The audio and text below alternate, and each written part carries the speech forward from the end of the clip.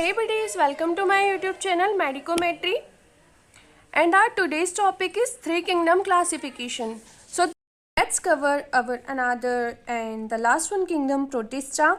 It's a large and complex group. ये एक large और complex group है. It's linked between plant, animal and fungi.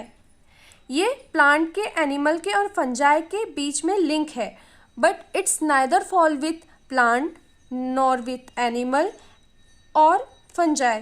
ना ही ये प्लांट, ना ही एनिमल और ना ही फंजाई में आता है. It's derive from Greek word protist which mean very fast. ये प्रोटिस्टा जो है, ये प्रोटिस्ट जो कि एक ग्रीक वर्ड है उससे डेराइव है, जिसका क्या मतलब होता है? Very fast. They are known as ancestor. इन्हें हम प्लांट किंगडम और एनिमिलिया के एंसिस्टर्स भी बोलते हैं, क्योंकि ये बिलियंस ऑफ ईयर्स से पहले से ही प्रेजेंट हैं. Generally Protista are unicellular, it means only one cell organism है, but some Protista are multi cellular too like kelp. But जो कुछ प्रोटिस्टा होते हैं वो मल्टी सेल्युलर भी होते हैं. It means that multiple form में या फिर कॉलोनी ऑफ सेल्स के फॉर्म में भी प्रेजेंट होते हैं. For example kelp. इनमें यूकैरियोटिक और ऑर्गेनिज्म की ही तरह न्यूक्लियस और मेम्ब्रेन बाउंड ऑर्गेनेलीज प्रेजेंट होती है, और ये कॉलोनी ऑफ सेल्स में भी प्रेजेंट होते हैं. सो अगर प्रोटिस्टा की सेल की बात की जाए तो बेसिकली दे प्रेफर यूनिसेल्युलर. ये कैसी वन सेल्ड ऑर्गेनिज्म होते हैं, but are multi cellular like kelp. पर कुछ ऐसे भी होते हैं, सम आर मल्टी सेल्युलर, कुछ ऐसे भी होते हैं जो मल्टीपल सेल के फॉर्म में या फिर कॉलोनी ऑफ सेल्स के फॉर्म में प्रेजेंट होते हैं. For example kelp. अगर हैबिटेट की बात की जाए then they prefer aquatic nature. अगर इनके फेवरेबल सर्वाइवल लोकेशन की बात की जाए तो ये aquatic nature, aquatic places, for example water, dam, terrestrial sites, soils, moisture and shady places और ऑन इवन पैरासाइट्स, ऐसी प्लेसेस प्रेफर करते हैं. तो locomotion, it's play important role in biology to move from one place to another place, and this process is known as locomotion.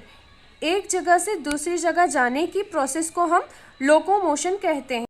So how Protista locomote? They are locomote with the help of flagella and cilia. ये flagella और सीलिया की help से locomote करते हैं, but some from स्यूडोपोडियम. पर कुछ जो होते हैं वो स्यूडोपोडियम से लोकोमोशन करते हैं. सो फ्लैजिला क्या है? फ्लैजिला एक long filamentous membrane bound organelle है, जिसकी हेल्प से प्रोटिस्टा लोकोमोट कर पाता है. सीलिया भी फ्लैजिला की तरह है, बट उसके कंपेयर में थोड़ा छोटा है. स्यूडोपोडियम. स्यूडोपोडियम एक temporary projection membrane bound organelle है, जिसकी हेल्प से प्रोटिस्टा लोकोमोशन और फीडिंग कर पाता है. Now behaviour of protista. They are autotrophic in nature.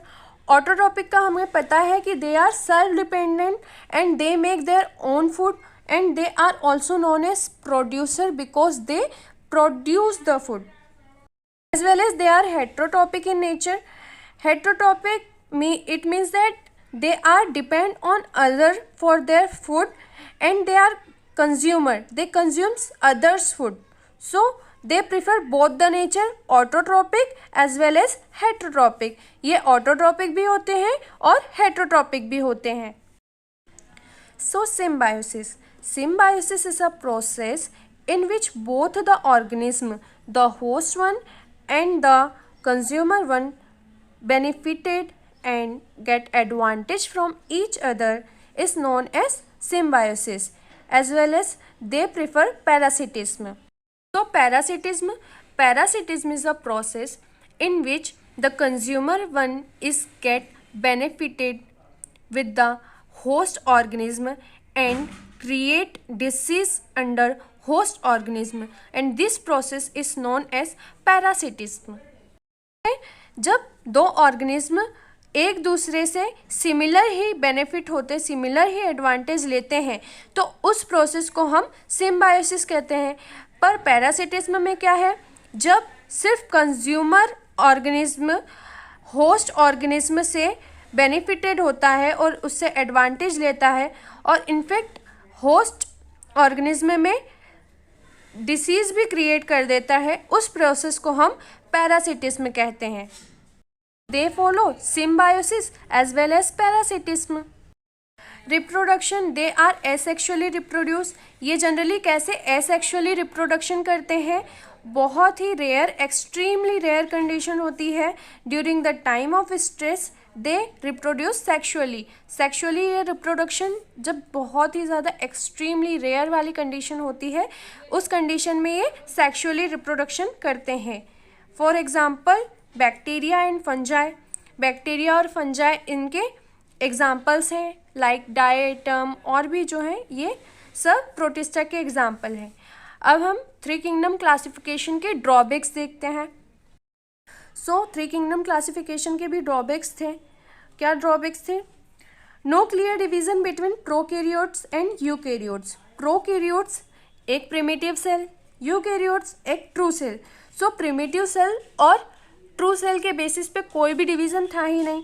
Unicellular और मल्टी सेलुलर, वन सेल्ड और मल्टीपल सेल्ड के बेसिस पे कोई डिवीज़न नहीं था। किस किंगडम के अंदर? अंडर किंगडम प्रोटिस्टा यहाँ पे यूनिसेलुलर और मल्टी सेलुलर के बेसिस पे कोई भी डिवीज़न नहीं था। तो ये हमारे ड्रॉबैक्स थे थ्री किंगडम क्लासिफिकेशंस के। तो आई होप आप लोगों को मेरी वीडियो समझ में आएगी। Please like, share and subscribe my channel. Stay tuning. तब तक के लिए टेक केयर।